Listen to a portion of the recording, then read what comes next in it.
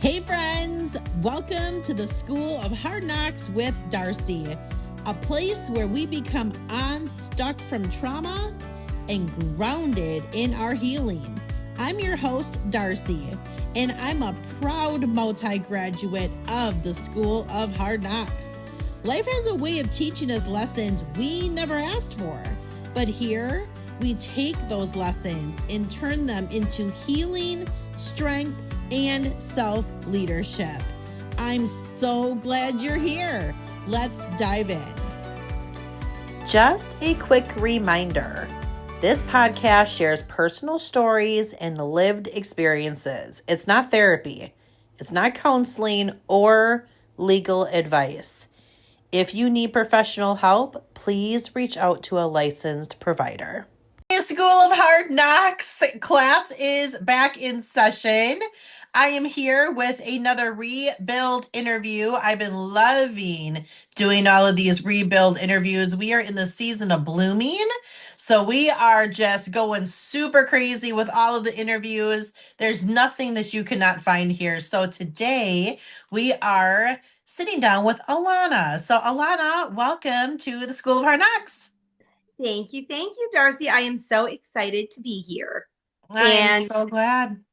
I was going to say, before we start anything, I just have to say, your podcast, before I even knew you, before I listened to any of it, the School of Hard Knocks automatically caught my eye because of the Broadway show Annie, and It's a Hard Knock Life. And this was a huge show in my life when I was younger. And more importantly, it always resonated with me because it reminds me of my dad. And I know you lost your dad recently, and I lost my dad recently as well, December 3rd, 2025. So I just felt like it was a sign. I'm sure you get signs as well. Yes. And then when I started listening to you, I was like, oh my God, this is right up my alley. Everything about how you present and your ideas and just so much of your story. So thank you, first of all, for doing this podcast, for your podcast, and for getting so many ideas and hopeful, inspirations out there to so many of us that need it. So thank you. I really appreciate that. I started this initially as a way to just kind of vent about the things that I had gone through that I've been holding on to for a long time. And then a lot of people started relating to it. And I thought, well, shoot, this can't just be my story. Now it's going to be our story. You don't go to school by yourself typically. So let's fill the classroom. Yeah. That's what I've been doing. That's so awesome. Okay, well, Alana is a vibrant, energetic Jersey girl with bipolar disorder who is sharing her story of her highest highs and the devastating lows of not only her illness, but of her life. Alana's journey brought her out of Los Angeles as a successful reality TV casting director at the age of 22 years old. But it was also at this age when the thought of self-harming herself first entered her mind. Alana's storytelling is incomparable to anyone else out there. And after losing her father to a massive heart attack this past December, then almost losing her mother to a brain bleed 6 weeks later, Alana's life came to a screeching halt. She felt that God finally told her it's time to stop everything and take a break. She didn't know where she was going to go or what she was going to do. So she decided to start a podcast and just talk about her journey. The podcast is called Simply Hope, which is an acronym. It stands for Hang On, Pain Ends. I love that so much. But there is nothing simple about Alana's journey into healing from true and utter heartbreak in more ways than one. She is so happy to be able to collaborate with me and share in turning our times of trauma and sadness into healing, faith, and hope. My goodness, friend, let me first of all tell you, I am so sorry for the loss of your father. I know, I get it. My dad entered heaven October 14th, 2025. So just a little bit before your dad, and it's definitely the hardest walk of my life right now. But, we talk about with God, healing is always possible.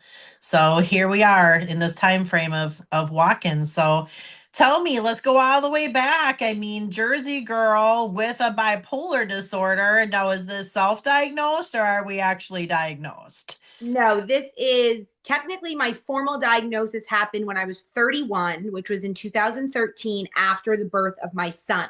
However, my first depressive episode happened when I was 22 out in California. But at that time, it was diagnosed. Well, at that time, they tried to diagnose me with bipolar disorder, and I refused to accept the diagnosis because I was 22 and it felt like a death sentence. So even though I was barely functioning and thinking about dying, something still in my brain was saying, Alana, do not accept this. Do not accept that you have bipolar disorder. So I kept shopping around to doctors, and I finally found one that said it's just a depressive episode. Now, mind you, my family and myself thought it was a brain tumor.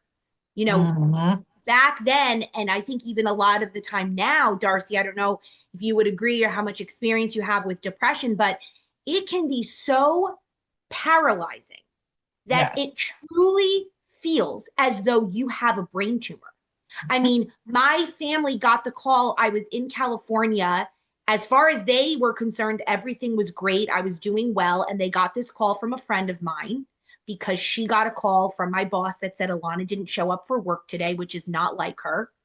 And she showed up at my doorstep, and I was in the fetal position, sobbing, thinking about dying. And I told her that when she opened the door. So my family, my mother got that phone call with her baby girl 3,000 miles away saying, I'm with Alana. We're going to the hospital. She's saying she wants to kill herself. And it was just a domino effect from there. But the reason I say the brain tumor is by the time I flew home, which was the worst 6-hour flight of my life, I just was praying to God, let this plane crash. Let this plane crash. Because in my states of depression, I think about death. I think about sometimes, anyway, doesn't matter. It does matter. But what I'm saying is sometimes it's not necessarily suicidal thoughts. And I think people Mhm. can relate to this. Sometimes it's those thoughts of, I just don't want to be here. I just want to die, but I don't necessarily want to take my own life. So Mhm. that was the thought, that 6-hour flight. And when I got there, they did not recognize me. I could barely speak. My cuticles, my fingers were bleeding from the constant biting and picking and destroying. And I was in that state for 5.5 months, every single day. And my family did not leave my side, but they also cried themselves to sleep because they had no idea what to do. And yeah, so back then it was diagnosed as the depression. I found a doctor. I was put on an antidepressant, finally, an antidepressant that actually worked for me, because that's the other piece of mental illness. People think, oh, well, I tried this medication. It made me worse. It didn't work. Forget it. Nothing's going to work. You have to keep going. You have to believe that there is the right medicine for you, or there is the right therapist for you, or there is the right course of action. But yes, it doesn't happen overnight. And yes, sometimes it really sucks to have to keep going and keep trying and feeling like you're failing. But what I've learned, and what a lot of us have learned, is that those failures, God has created those failures because you need to go through those. Who do you know who can help you and do things like this, Darcie, like you're doing, like I'm doing, who's had a happy go lucky life and Right. who's never had hardships? Nobody. And it's not to say that those people are not good people, but those are not the people that God has chosen to help other people. It just doesn't work like that. So you have to go through those failures and those hardships. So from that point on, I was fine. I was mentally healthy for years. I eventually went out to California, packed up my stuff, and drove cross country back to New Jersey because that had proven to me that I needed to be close to my family. I couldn't continue the life that I had created out there that I had absolutely loved at one point, and I'm still so grateful for. Mm. And I came back to New Jersey and I worked and I was with my family, and I met my husband on eHarmony at the time, and we got married and we had a baby. And after I gave birth to my son, I did very well at first, to the point where everyone's like, wow, motherhood really, is great for Alana. She's a natural Mhm. being. I was in the hospital for 4 days because he was a cesarean section. Natural being, I was up all night making notes in my phone of who's going to come the next day, sending text messages, creating an entire 4 day visitation to make sure this party in the hospital was happening, because I am a party girl. I've been a party planner in my life. I've done a lot of that kind of thing. Aquarius, it's the Aquarius in me. And so those first few weeks, maybe 6, 8 weeks after the birth, it was, I had a lot of energy. It wasn't crazy. Everyone, it was like my regular personality, Darcie, like kind of like yours. It's on the higher side. We're Mhm. energetic, we're bubbly, we talk a lot, we tell funny stories. That's my regular personality. So nobody really was concerned right after he was born. But then I started feeling that I hadn't had since I was 22 years old. And now I was 30. This was towards the end of 2012. He was born in August 2012. A Leo, typical Leo. It's all about him. But anyway, he's hilarious. He's 13 now. So then I started feeling depression symptoms. And I had still been overseen by that doctor years before. So she said, all right, Alana, let's stop breastfeeding, which wasn't going well anyway. So which is a whole other story. I think everyone puts way too much pressure on themselves when it comes to, and Yes. this is another Yes. whole, right? That's a whole other can of worms that, just to do a little plug here, just do what's right for you. Not Mhm. necessarily everyone's like, what's right? Oh my gosh, the baby needs the breast milk. What about you? The baby needs you more than he or she needs the breast milk. You're putting that unbelievable amount of pressure on yourself. So this again was God stepping in and saying, all right, Alana, forget the breastfeeding. It's not working out. You're not going to do it now because you have to go back on an antidepressant. And unfortunately, which happens in life, the medication that had saved me all those years before actually made things worse. Mhm. And she kept increasing it. Now, this was the doctor that was never convinced it was bipolar disorder.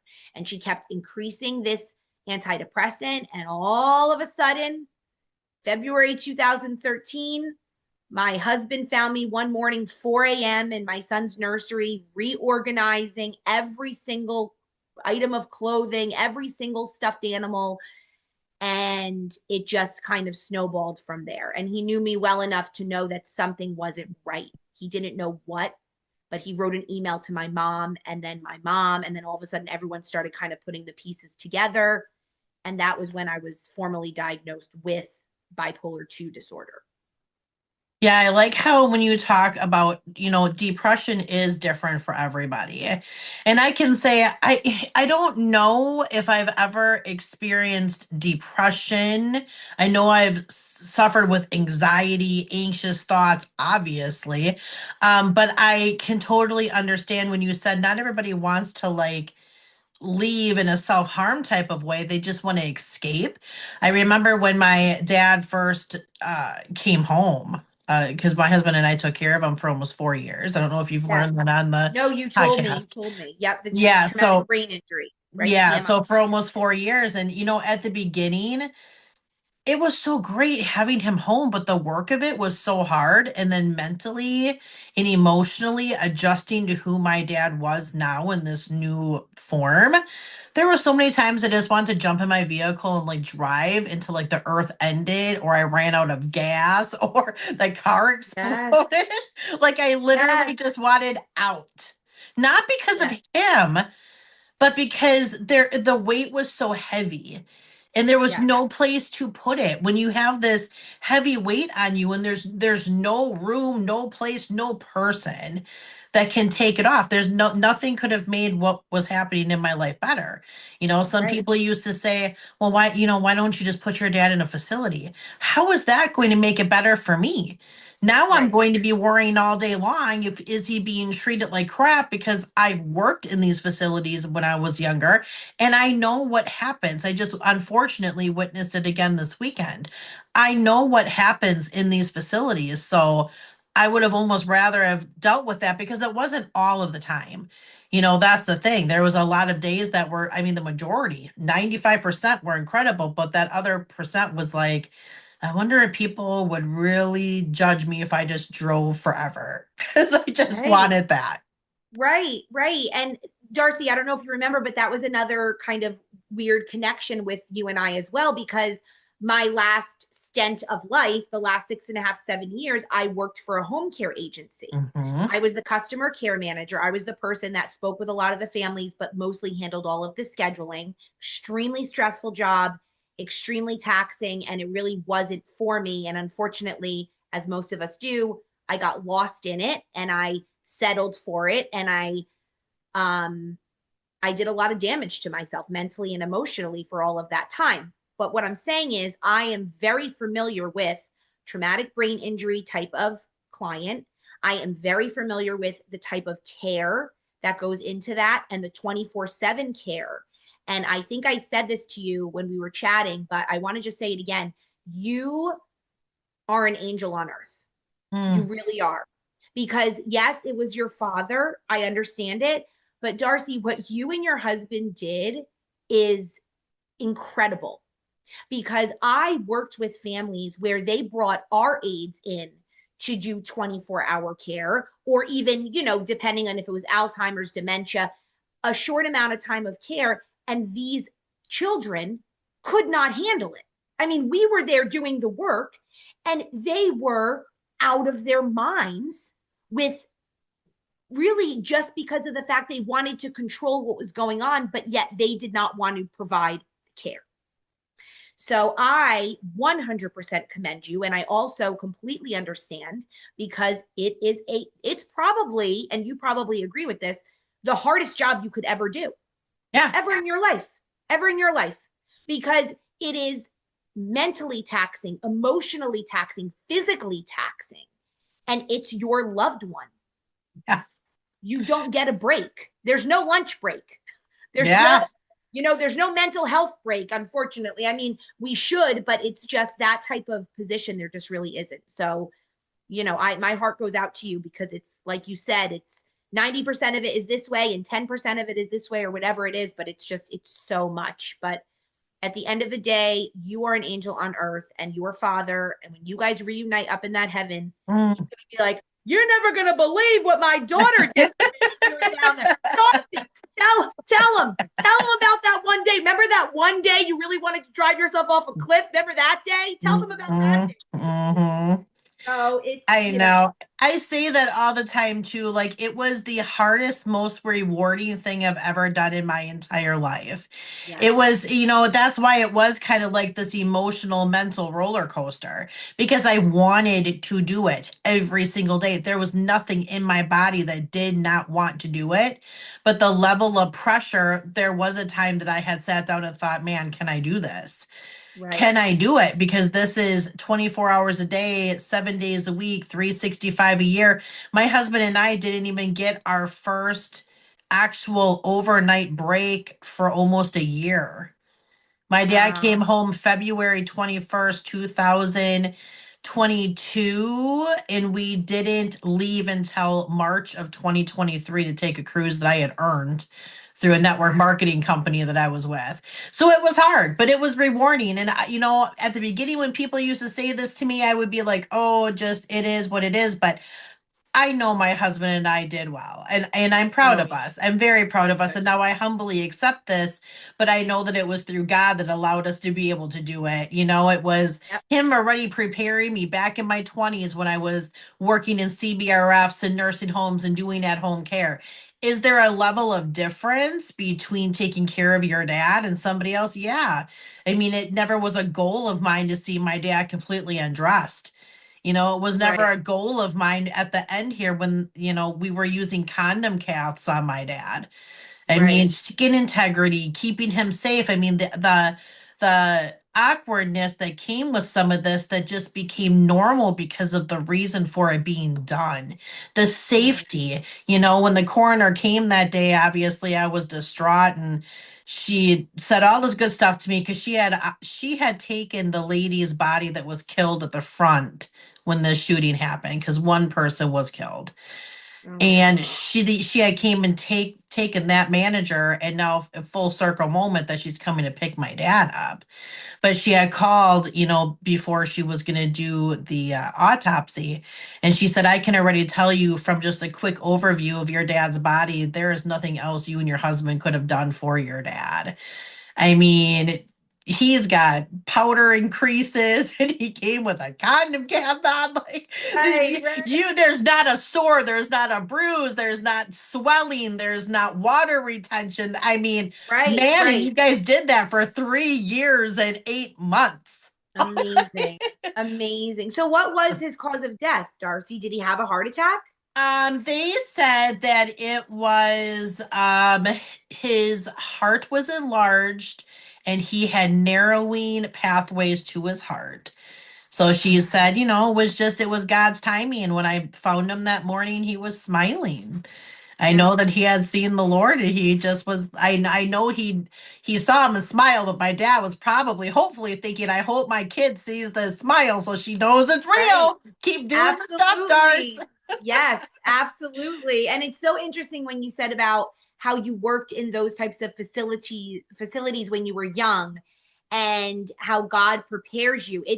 I've realized it's not only like sometimes like, oh, God's preparing you for harder battles down the road. What I've learned is God is literally putting something in your life that is going to come back around, like that actual thing.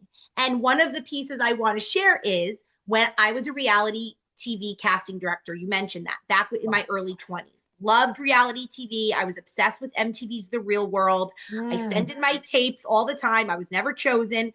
But then when this opportunity came around, which when I was a little girl, I was obsessed with California. I had maps on my walls.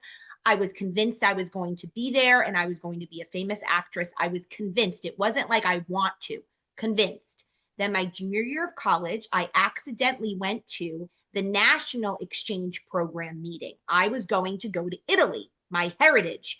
And I Mm-mm. sit down at this meeting and they hand out a map of the United States. And I said, excuse me, hi, yes, I'm Alana, I'm an Aquarius. I just want to mention that I'm actually looking to go to Italy. So, and the woman just looks at us and she looks at me, she goes, that meeting was yesterday. This is the national meeting. So I realized I could go to California while going to college. So I brought my resumes, my headshots. I was going to be the famous actress that I always knew would happen. I get out there, everyone and their mother wants to be an actress. And I interned with Buna Murray Productions, which is the production company that did The Real World, that does the Kardashians. That's the biggest production company, basically. And I interned with them. And then that led me to a career for a short time in reality TV. Well, then cut to 2017, which is my last episode of bipolar disorder. Thank you, God, 9 years ago. And this was my worst one. And I had gone 10 days without sleep at all. Wow. 10 days with no sleep. And I ended up in this New York City hotel room. Nobody knew I was there. I remember it was called the Sanctuary. And there are always certain names of things that also I find very purposeful from God. Like the serenity prayer is something that has always come up numerous times in my life. And then it's not a coincidence that now, when I had to stop my life, I started going back to yoga to a place called Serenity Yoga. So I was in this New York City hotel room, Darcie, and all of a sudden it hit me. Wait a minute. This totally makes sense. I am on a reality show. There are cameras everywhere.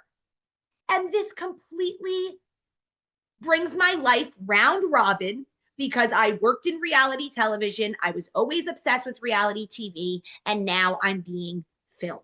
Yeah. And with that thought, that led me to an inpatient psychiatric emergency room where my mom always tells the story. Even the intake nurse there was not 100% convinced that I was in an episode Mm. because the way I present, it's a bubbly personality. People think bipolar disorder, and listen, like you said with depression, there's all different levels of it. There's all different versions. It presents differently for everyone. But for me, when I tell these stories, and now I do use humor a lot of the time to describe even sometimes, even the depression sometimes. And people say, especially the mania, how do you remember that? And I always say, it's kind of like when you're drinking. Like Mm. you remember a night where you're drinking and you said this or you sang this karaoke song or you did this, you remember it, but you weren't necessarily in control of it.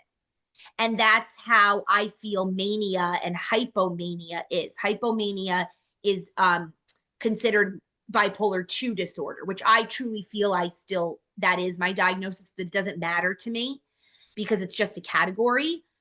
Because I even said it to a friend once. I just recorded about this with that 10 nights of no sleep. I said, then I was hallucinating. I was hallucinating that I was on this reality show. So I ended up, in the inpatient of the psychiatric unit. And she said, Alon, if I went 10 days with no sleep, I would be hallucinating too.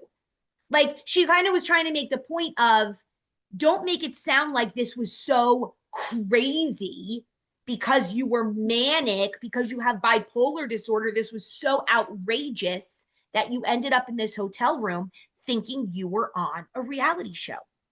Everything with mental health goes down to chemicals in the brain. And even if you were to take a healthy brain, a healthy person, and give them 10 nights of no sleep, things are going to happen. Oh, yeah.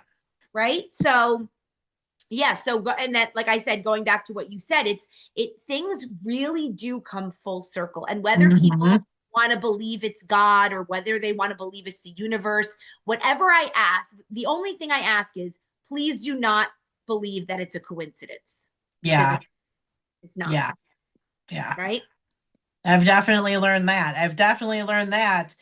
Yep. So now you're going ahead and you're doing after you're diagnosed, right? You're Yep. doing all of the things and you're feeling better. And now December comes. And what happened with your dad was completely unexpected, you said, right? Yes. I mean, in the way that he has been doing, he had probably the best year of his life the last year. Now, Mm. he went back to church. He found God again. He was raised Catholic, born and raised Catholic. I think that definitely had something to do with it. But he had also gotten to the point in his life. He was a very successful CPA. He had his own accounting firm for almost 40 years.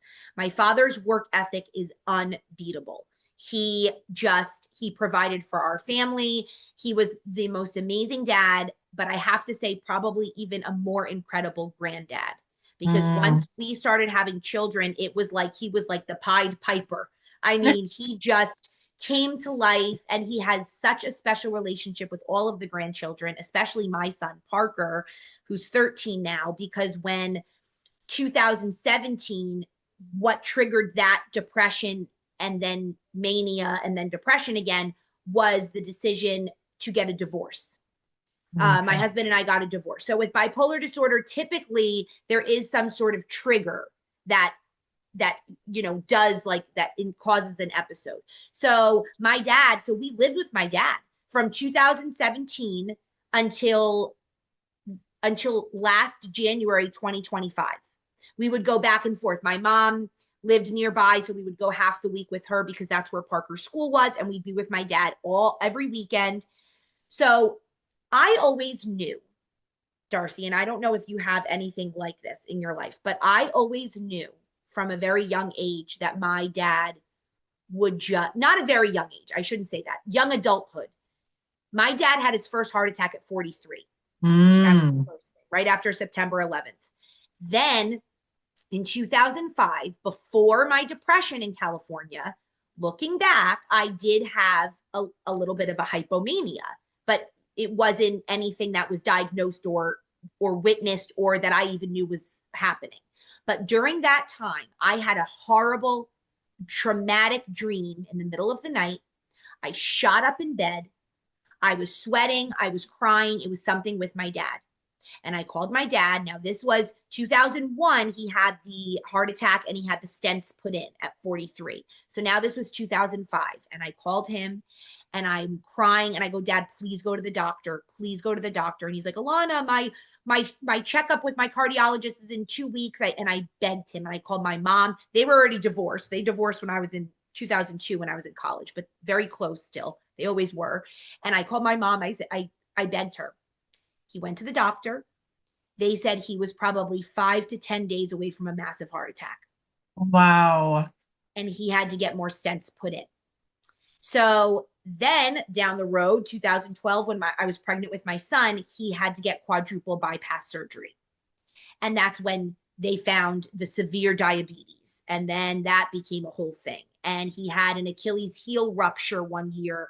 And he has gout. And he would have all of these health ailments. But I never remember a time where my dad was ever like down about these ailments. He would just kind of deal with it. And then as he was getting older, we would joke. He would always say, I'm not aging well. I'm not aging well. But in reality, he looked the most amazing of his life the last year he was living. I mean, we had to go back, you know how it is with the funeral, you go back to all these pictures. So we were going back to 2016 when my father did this huge family trip to Disney World. He paid for all of us to go, and his Achilles heel rupture was still healing.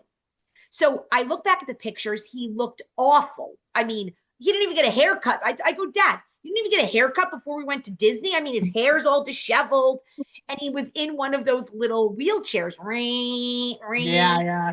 And everyone hated us because he had no concept of the fact there were people around him. So, I mean, but during all of those times, I always felt my dad would just drop dead. I always knew it. And when when I moved in with him for all those years, Darcie, I felt it in my bones that I was going to be the one to find him. So if there was a night where something felt off in the house, he was a CPA, so he would come home really late at night. We actually became the closest his last year because I had moved out. And now we went out of our way to talk to each other. Isn't that weird how that happens? Yeah. Right? Like you take for granted the people that are so close to you. When my sister and brother-in-law moved to North Carolina, I mean, I was ready to X them out of my life forever in 2009. And what I've realized now is we have more quality time with them now than we ever did when they were living 10 minutes away. Yeah. So my dad and I got very close the last year. And when I moved out of his home, I thought to myself, well, that's just great. Now nobody's going to find him. That was that fear, because the last year of his life, he had finally downsized his business and moved his business into his home, where he was basically working by himself. So God put someone in his life, and I truly feel this was her main purpose. In 2021, he met a very nice woman online, and she was his girlfriend. I wouldn't say this was like a booming, like fireworks romanticized, but again, they're 68 years old. I mean, I don't know what happened, late in the game, but she was very nice, and she allowed him to start having more relaxing time in his life. He had a boat on the lake. He lived on the lake. He had this boat. She was very much into boating, and she was very good with helping him with the boat. So they would spend the summers out on the lake. They started traveling to Marco Island, Florida, and they fell in love with that area. And sad to say, it was only a year. Last March is when he finalized it, but they bought into a share of a condo that my dad's cousin owned there. So then they were going there a lot. So Thanksgiving 2025, my dad turned 68 on November 15th, Scorpio. They're very good with numbers. If you didn't know, most Scorpios are very good with numbers. So he was a CPA, like I said.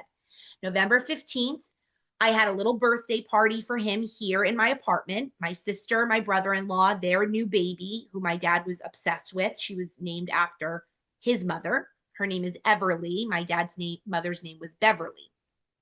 We had this beautiful little gathering. Him and his girlfriend swooped off to Florida. And then we all reconvened in North Carolina the week of Thanksgiving. And we had the best week together. My dad did not show 1 ounce to me that he wasn't feeling well. He did look a little swollen, like his face when I look back at the pictures.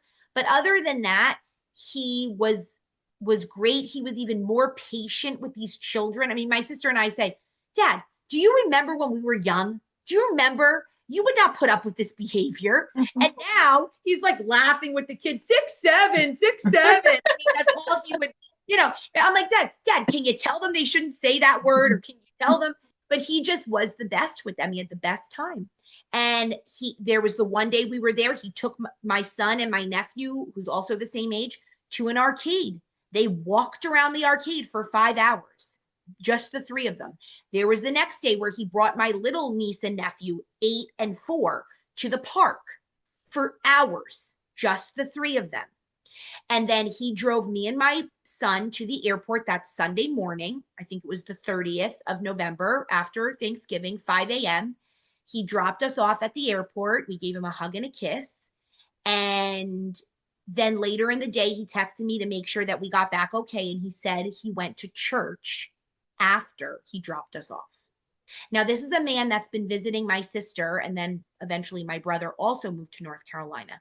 He visited them since 2009. Never has he gone to church, ever. Ever has he found a church there. But like I said, he started going back to church. And he started, honestly, I truly feel, whether it was conscious or unconscious, that he knew he was on borrowed time. And he was just so thankful to God that he was still here. And he called me that Monday morning because he was flying back to Florida. So now imagine this. He went from New Jersey to Florida, from Florida back to North Carolina for Thanksgiving. And now he's going back to Florida, and they're supposed to be flying home on December 5th. And he went there on that Monday. He called me. We talked for an hour on his drive to the airport, and we were laughing and joking about the week and just talking about, just a million different things and how we were so excited for Christmas. And that was it. And he went and he spent 2 days on the beautiful beach with his girlfriend and with his cousin. And the second day, at the end of the day on the beach, my dad loved sunsets and loved sunrises, but I think sunsets even more. And I always see my father in the sunshine now, in the sun. And they walked back to their condo. They took a bunch of photos as the sun was setting. And then they walked all the way back to their condo. And my dad sent a bunch of those photos to my little sister, the one that has the baby. And he said something like, look at this beautiful sunset.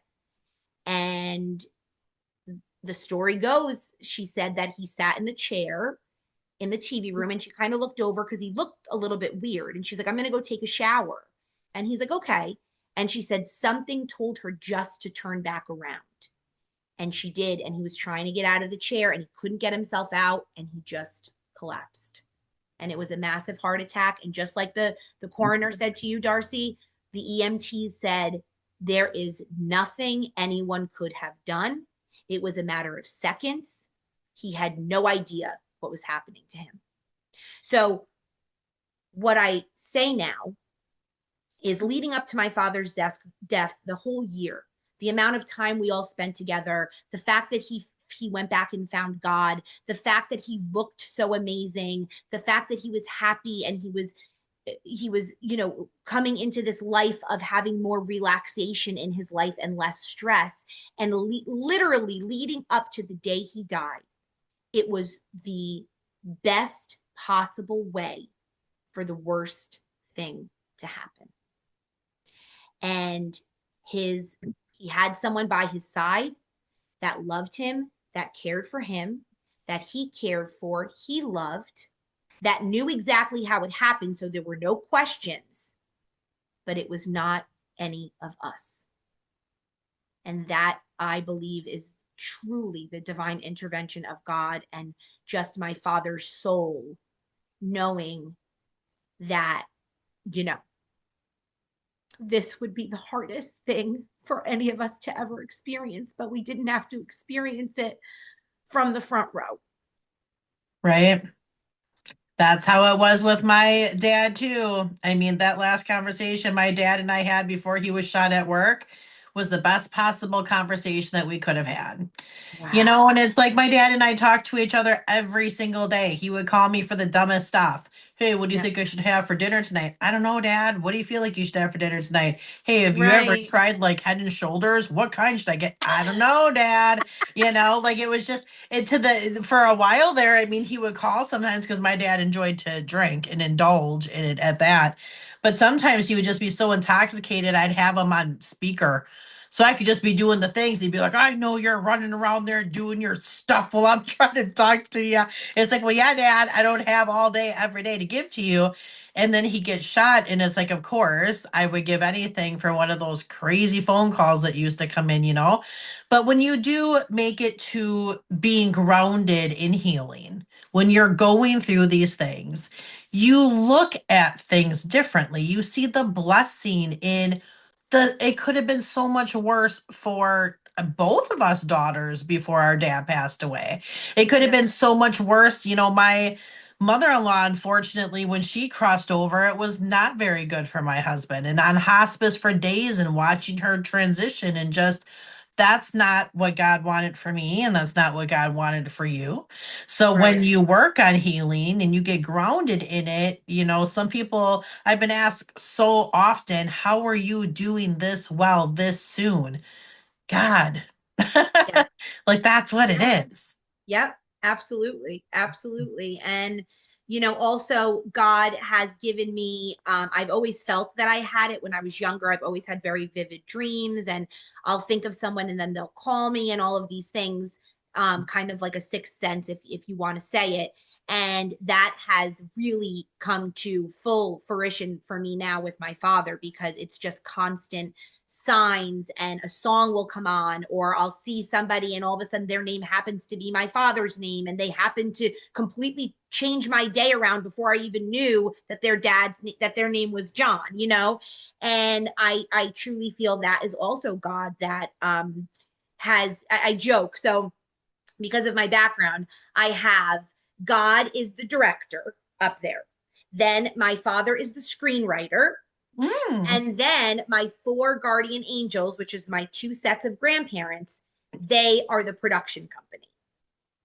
And then I am the star of the show. Yeah. I love it. And I have That's the place to be. right, and I have my supporting cast, my son, my ex-husband, my mom, all these things. And then also another thing I just wanted to share. So my dad, like I said, very, very, I don't want to use the word drastically, but the word, suddenly died Mhm. December 3rd. And then 6 weeks later, almost to the day, my mother got rushed to the hospital, to the emergency room with a brain bleed. She had been experiencing headaches for like 2 months or something. And she had gotten like different testing done, but nothing came out of anything. And I saw her the Sunday before. This was on a Tuesday, and she looked awful. And I said, Mom, I am going to take you right now for an MRI. And she's like, No, my insurance won't cover it. I have it scheduled for January 22nd. Now, this was January like 11th. It was 1/11. It was 1/11, the day that I made my vision board. Before any of this happened, besides my dad passing away, nothing else had happened. My healing journey hadn't started. My new faith in God had not started, nothing. And I made this vision board, which I'm at the point now where I'm literally taking things off that are happening and putting new things on. So my mom finally was able to get an MRI pushed up after I threatened her life pretty much. And she went, and I was at this like psychic healing circle event. I hadn't told anyone I was going. I was always very accessible. Darcie, in my life before all of these changes. Everyone knew where I was. 44-year-old woman. I can't even go, to the bathroom without people knowing where I was. But I created that entire Yeah. thing. So I get out of this 2 hour like psychic circle event and I have 120 text messages and 35 missed calls. And I called and it was my brother-in-law and this is what he told me. So she's now in the hospital, significant brain bleed. They're admitting her and they have to do a procedure. Well, they didn't know if they were going to have to do full surgery or procedure yet. But what I wanted to share is this. The doctors told my mother, Sonia, that's her name, if you would have flown on a plane 6 to 8 weeks before this right now, it probably would have been fatal. Well, my mother had a plane ticket to North Carolina for December 7th. And the only reason she did not get on that plane was because my father died on December 3rd. Wow. So I look at it for a few different ways. One, I say, wow, if he would have passed a couple days later, this is what I think people would think. If he would have died a couple days later, I could have lost both of them, which is the first thing. Absolutely. But my dad was always meant to pass on December 3rd.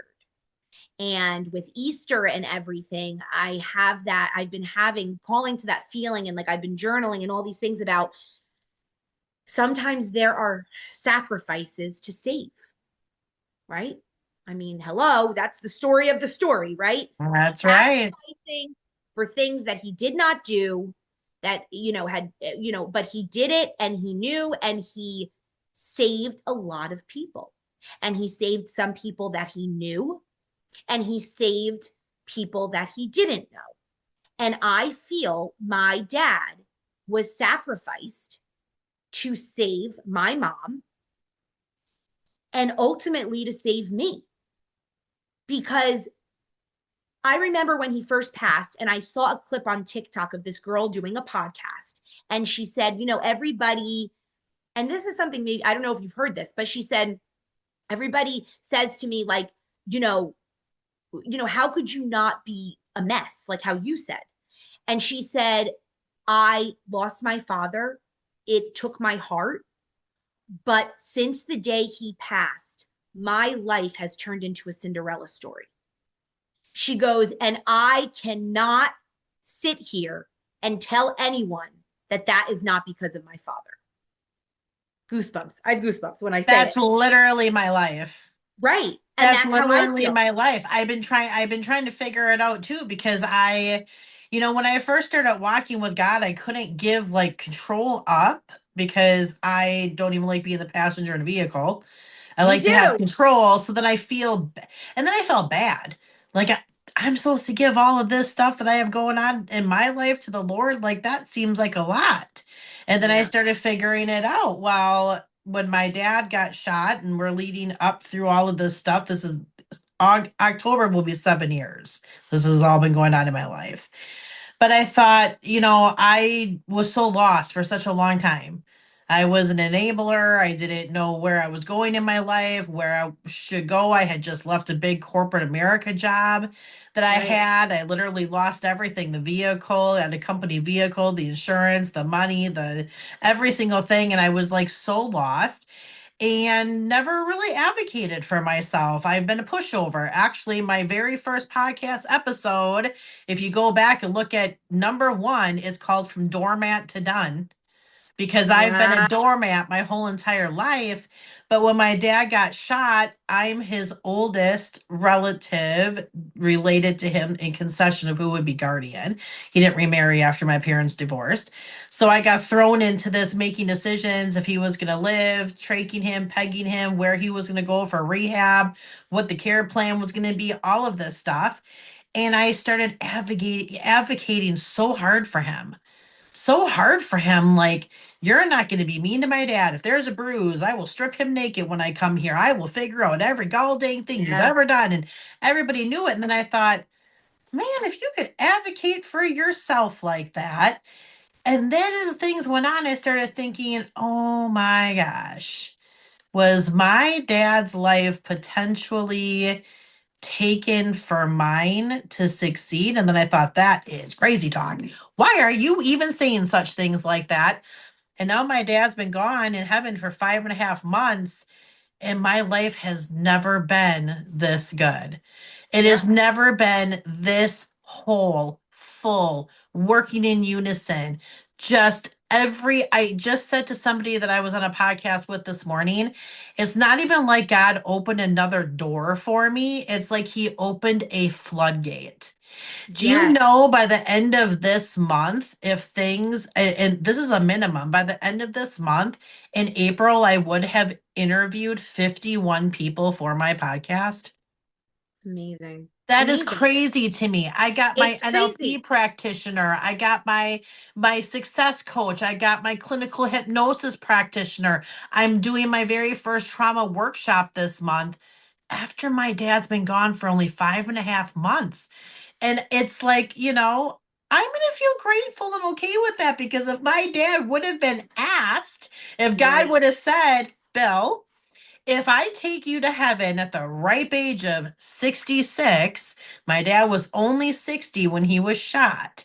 So at the ripe age of 66, if I take you to heaven and Darcie's life is glorified through that, my dad wouldn't have even waited. He would have said, yes, absolutely, 110%. Yep. Check me out. Take it. If she Yep. can have it, if she can Yep. be whole and she can be full, do all of the things. Yep. Where do I sign? Where do I Yes. sign? Now, Mm-hmm. Darcie, do you ever see signs from your dad? Like what kind of no, I think I listened to something with a bird, hummingbird I or was going to say, how much time do you have? no, I know. I just wonder because it's just I love like hearing stories about signs because it's such a huge part of like my life with him now. It's such a huge Mm-hmm. part. Like it's not even it's like we're talking. I say like I still sob. Like last night was a tough night. This morning, you know how it comes in waves. Yes. Um, but I really truly feel like I talk to him more now and he knows more about my life now than he ever did when he was here. And one of the first messages he gave me when he passed was, I know you're going to miss me. Mm. And I know you don't think it's fair, but you have to understand that I can protect you more from up here than I ever could from down there. And then he Mm. said, wait until you see what I have in store for you. Oh boy. Oh yeah, my birthday was January 20th and I had this whole I recorded myself like saying certain things that I felt like little things he was saying to me and I listened to that like once a week because it every single thing he alluded to. Now he didn't say anything like concrete, but everything he alluded to is happening. And I'm sorry, but you and I would not be having this conversation right now if our dads had not passed when they Yeah. did and how they did. No Yeah. way. My dad died on a Tuesday, and my first vision was on that Friday. And I didn't see my dad, but I saw the gun that they use for like races when they like shoot a gun off. And Yeah. I saw this gun and I heard it go, and I heard my dad say, run, run into your life, go get all the things. And I thought, because I know it had almost killed my dad for how long that I was taking care of him. And I know it made Right. him feel so bad. Like, man, my kid's giving up all of this time for me. And I could sense that from him. So this is the first time I cried about my dad in a while. But I Hmm. said, Dad, because he had aphasia, so he couldn't really like get words out all the time for me. But I could tell one morning, about a month before he died, I said, are you feeling like you're a burden to me? And he shook his head. And I said, Daddy, never, never. I knew October 3rd, 2019, the day you were shot, that if you survived, I was going to take care of you. This is not Yeah. a burden. This is a blessing for me. I'm Right. humbly honored that I'm able to give you this life. Nonetheless, to have to watch your daughter day in and day out not catch the breaks. The insomnia was horrible. My dad was showered every day. There was some days I didn't take showers for 2 days because when? And then all of the Right. things that you're dealing with workman's comp and the court and the guardian that comes in the ad litem to check it was just like, oh my gosh. Like, this Right. is Right. already enough watching what happened, and I got to deal with all this other shit on the side. Like, I don't like it. So Right. I saw that very first thing was him like, take your life. This is your turn. Go, go, go. Yeah. And for the last almost 6 months, boom, like there has That's it. been nothing that has not been good that has happened. Right. Now, was that a dream or was it more of like a vision? It was a dream because It was a dream. I woke up like crying because I was dreaming that this was happening. He's Yeah. come in other things like numbers. The number The three has always numbers. showed up. You know, Yeah. the bluebird, the blue Yes. jay that was sitting there looking right in the camera like he beat Camera. me back that day. Yes. I was He had dying when I slid heard a that. basket off of the toilet in his bedroom that used to be his. He kept knocking it off. And at first I was like, what's going on? Like, is this too heavy? We were taking things out of it, putting things in. I'm like, what is the problem? Do I have to move this basket someplace else? Well, Yeah. then I posted about it, and some people were like, everyone's got their opinions about stuff. And so my dad must have gotten a little bit pissed off about it because instead of it going forward, it slid all the way across the toilet and landed in the trash basket. Like, who can explain that? Oh my gosh. Oh Yeah. my He was gosh. so powerful here. So the other day I was podcasting with somebody, I was interviewing somebody, and my electricity shut off when I was talking about him. Like it was Wow. he's figuring out different ways Yes. to like get to me that there's no way you can explain it other than Right. it's my dad. And he's very strong energy because a lot of people, that's what I realized right away. I go, Dad, you are a strong effing energy up there. We joke. He's like, Yes. we call my uncle, his brother was like, when I would tell him some of the stories right from the very beginning, he's like, oh my gosh, it's like he's punching through heaven. He's punching through. So then when really crazy stuff would happen, I go, this mother puncher, this Yeah. mother puncher, but we're Love it. lucky, we're lucky in that sense. And I think, but I think it goes hand in hand. I posted this morning about the Easter service on Sunday at my church. The pastor said the Bible is supernatural. And it Mhm. was the first time I ever heard it described this way. And he said, you cannot explain the things that have happened in the Bible. It's supernatural. So it actually made me feel like, okay, now it finally makes sense because I believe in God and I believe in the story of Jesus and the Bible. But I Yes. also believe in psychics. Some I've been scammed by some as well. So, psychics, astrology, and communicating with the other side. Because a lot of people who are very religious, they feel that is all like black magic type of thing. Yeah. Oh, no, we can't even talk about having a sign from the other side. So Hmm. I actually, that really changed my view on it. And I was relieved and happy to hear that because people's belief, like you can believe what you want, but the more you believe in everything, I mean, that's one of my messages of hope. Hang on, pain ends. I also started the podcast January 25th. Today is April 7th. And I think I also have like 80 something episodes because it's just like I think of something and I just start recording. And some of them are Yes. 7 minutes and some of them are like 45 minutes. But the main, besides the idea of you have to have hope, is also you have to believe in what you can't see. Yes. And that can apply to so many things. Like I talk a lot about you can't see mental illness. So that's why a lot of people don't believe in it or they don't understand it. Well, you also can't see God, right?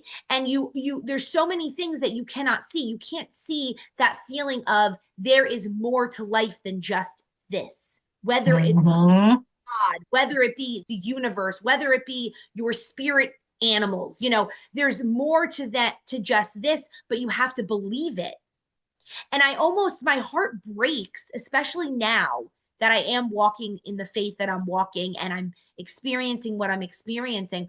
My heart breaks for the people that don't believe in anything else. Yes. I mean, how do you go through each day without believing in anything else? Yes. But it's easy to get lost in that shuffle. I mean, for those 6.5, 7 years that I worked at that home care agency, because what happened was the night of January 18th, my mom was in the hospital. They were going to do the procedure. I was broken. This was it. I was not suicidal. I was not in a depression. I was not in a mania. I was not anything with my bipolar disorder, but I was done. And in the middle of the night, and 18 is one of the numbers that my dad communicates with me, and it was January 18th, and I woke up in the middle of the night and I fell to my knees and I said, God, Dad, what am I supposed to do in this moment? What are you telling me to do? And in that moment, I decided I needed a break.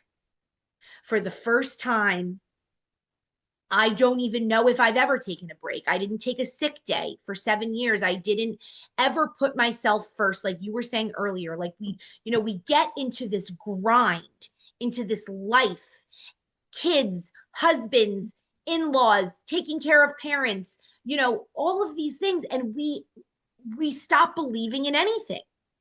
I didn't believe in anything for a very long time. Not that I was ever an atheist necessarily, but I believed, yes, there's a God, but I didn't truly start really, really understanding and believing until my dad passed away.